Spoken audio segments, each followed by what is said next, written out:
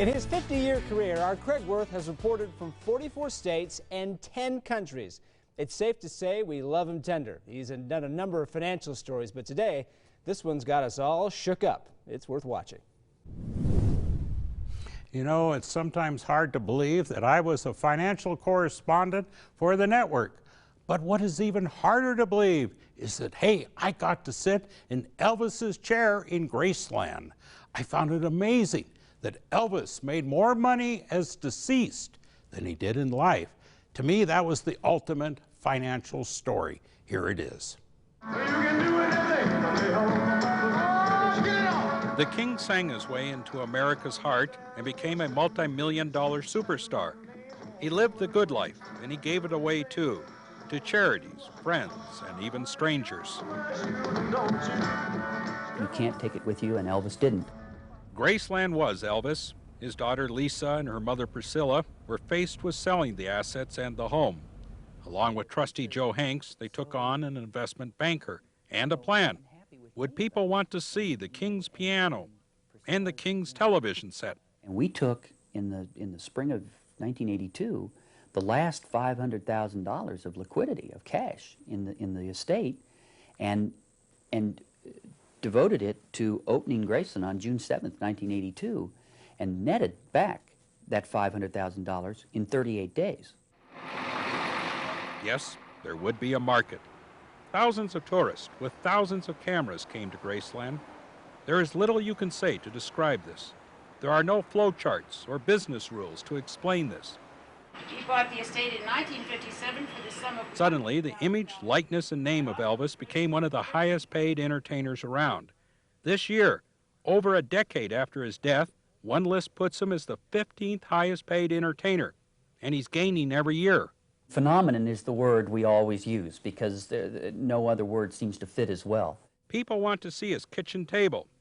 The former investment banker finds it all fun. After dealing in this area, I could never ever go back to studying Standard & Poor's reports.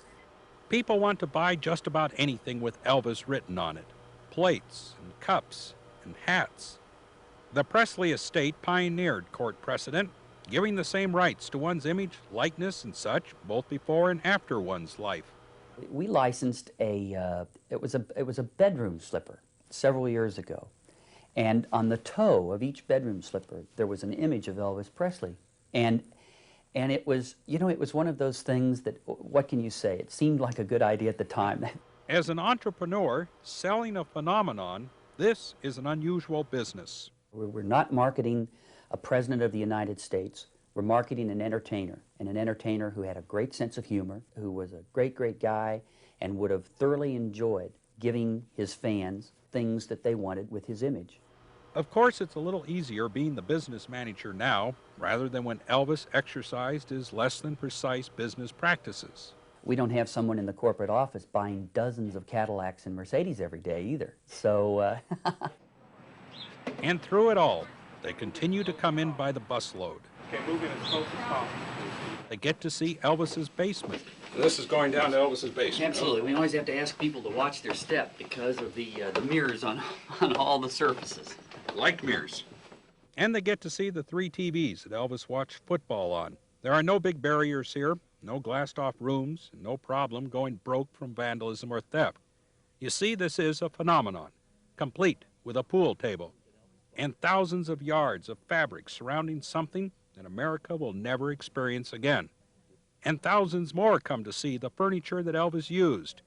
Some seek a deep meaning as to why Elvis wanted this stuff in the back room. That, most of all, would have struck him funny. People later trying to ponder the deep philosophical meanings behind some of these things. My brain is flaming. I don't know which way to go. But that was Elvis, and this is a chance to see his costumes, his pictures, and his stuff. Now, my favorite part of the whole museum is this priceless artifact. According to the plaque, at this point, Elvis Presley had made 50 million records for RCA Victor, almost single-handedly built the company, almost single-handedly kept it afloat. And to show their undying gratitude, the RCA Victor company gave them this, a free TV, one of their own free TVs. Hey, thanks a lot.